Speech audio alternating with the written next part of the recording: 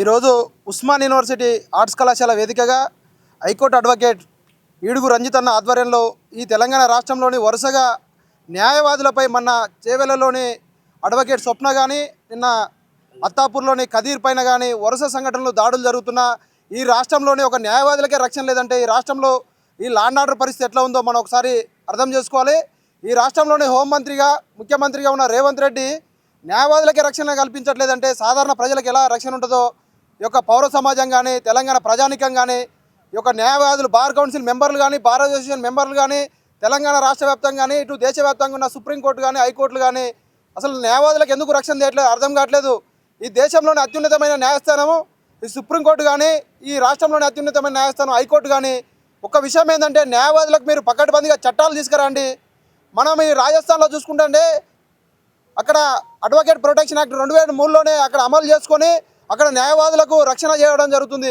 కానీ తెలంగాణ రాష్ట్రంలో కానీ దేశంలో కానీ ఎందుకు న్యాయవాదులకు రక్షణ లేదంటే ఈ రాజకీయ నాయకులు కావాలని కూడా వాళ్ళు చేసే అరాచకాలకు వాళ్ళు చేసే అక్రమ దందాలకు ఈ ప్రశ్నిస్తున్న అడ్వకేట్లపై కావాలని కూడా ఎలాంటి బెదిరింపులకు నీతి నిజాయితీగా పనిచేస్తున్న అడ్వకేట్లకు అంతమొందించాలంటే ఒక హత్య మాత్రమే వాళ్ళకు చివరి అస్త్రంగా ఉపయోగించి నేడు న్యాయవాదులను నీతి నిజాయితీగా ఉంటున్న అడ్వకేట్లను న్యాయం వైపు ధర్మం వైపు ఉంటున్న అడ్వకేట్లను ఈరోజు వాళ్ళు హత్య చేయడం చాలా బాధాకరం.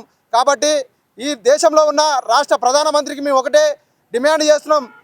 ఈ సుప్రీంకోర్టులోనే కేంద్రంలోనే అడ్వకేట్ ప్రొటెక్షన్ యాక్ట్ తీసుకొచ్చి ఎప్పుడో 1961లో ఉన్న అడ్వకేట్ ప్రొటెక్షన్ యాక్ట్ అది ఇంతవరకు చట్టం రూపంలో దార్చలేదు. ఎందుకంటే మీకు చట్టం రూపంలో దారిస్తే వీళ్ళకు ఎలాంటి అడ్డు అదుపు లేకుండా న్యాయం వైపు వీళ్ళు చేసే అవినీతికి అక్రమాలు ప్రశ్నించకుండా ఉంటారు. కాబట్టి ఈ న్యాయవాదులకు వీళ్ళు కేంద్ర రాష్ట్ర ప్రభుత్వాలు రక్షణ కల్పించట్లేదు. ఇప్పటికైనా మానవతా దృక్పథంతో ఈ చట్టాలపైన రాజ్యాంగం పైన న్యాయవాదులపైన సుప్రీంకోర్టు హైకోర్టులపైన నమ్మకం ఉండాలంటే దేశ ప్రజలందరికీ న్యాయవాదులకు తక్షణంగా ఒక అడ్వకేట్ ప్రొటెక్షన్ యాక్ట్ చేయాలా. ఎందుకంటే న్యాయవాదులకే రక్షణ లేదంటే ఈరోజు పౌర సమాజం కానీ సాధారణ ప్రజలు కానీ ప్రశ్నించే విద్యార్థి సంఘాలు కానీ విద్యార్థులకు కానీ ఎలాంటి రక్షణ ఉంటుందని మనం అర్థం చేసుకోవాలా. ఈ రాష్ట్రంలోని వరుస దాడులు జరుగుతున్నాయి. ముఖ్యమంత్రి రేవంత్ రెడ్డి గారు మీరు వెంటనే స్పందించి అక్కడ ఉన్న బార్ అసోసియేషన్ మెంబర్లు కానీ కౌన్సిల్ ఎలక్టెడ్ మెంబర్లతోటి కానీ తక్షణంగా మీరు సమావేశం ఏర్పరిచి అసలు ఎందుకు ఇలా జరుగుతున్నాయి అనే దాని మీద మీరు సుదీర్ఘమైన మీ క్యాబినెట్ చర్చించి రేపు జరగబోయే అసెంబ్లీ సమావేశాల్లో అడ్వకేట్ ప్రొటెక్షన్ ఏర్పాటు చేసి న్యాయవాదులందరికీ కూడా మీరు ఒక శుభవార్త చెప్పి న్యాయవాదులకు రక్షణ ఉండాలి. అలాగే ఈ జూనియర్ అడ్వకేట్లకు కూడా ఒక ఫెలోషిప్ లాంటి ఏర్పాటు చేయాలా, వాళ్ళకు భద్రత ఇవ్వాలా. అంటే న్యాయాన్ని మేము ఏదో మా వ్యక్తిగతంగా విద్యార్థులుగా ఇక్కడ మేము చేయట్లే విద్యార్థులుగా.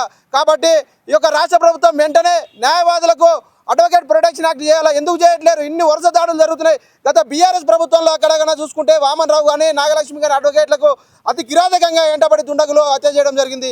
ఈరోజు చూసుకుంటే వరుస దాడులు జరుగుతున్నాయి. కాబట్టి న్యాయవాదులకు అడ్వకేట్ ప్రొటెక్షన్ యాక్ట్ ఏర్పాటు చేసి న్యాయవాదుల పక్షాన ఈ రాష్ట్ర ప్రభుత్వం ఈ కేంద్ర ప్రభుత్వం రాహుల్ గాంధీ అంటుండు కదా మేమందరికీ ఈ దేశంలో అందరికీ న్యాయం కల్పిస్తామని రాహుల్ గాంధీ కన్నా మేము ఈ తెలంగాణ రాష్ట్రంలో ఇమ్మీడియట్గా రాజస్థాన్ని స్ఫూర్తిగా తీసుకొని ఈ రాష్ట్రంలో ఎమ్మటే అడ్వకేట్ ప్రొటెక్షన్ యాక్ట్ ఇంప్లిమెంట్ చేసి ఈ తెలంగాణ రాష్ట్రంలోని ఎంతో దాదాపు 30,000 పైచిలకు న్యాయవాదులకు ఒక అడ్వకేట్ ప్రొటెక్షన్ యాక్ట్ ఏర్పాటు చేసి వాళ్ళందరికీ మీరు భరోసాగా ఉండి న్యాయంగా ఉండే వారికి మీరు రక్షణ కల్పించాల్సిందిగా కోరుకుంటున్నాం.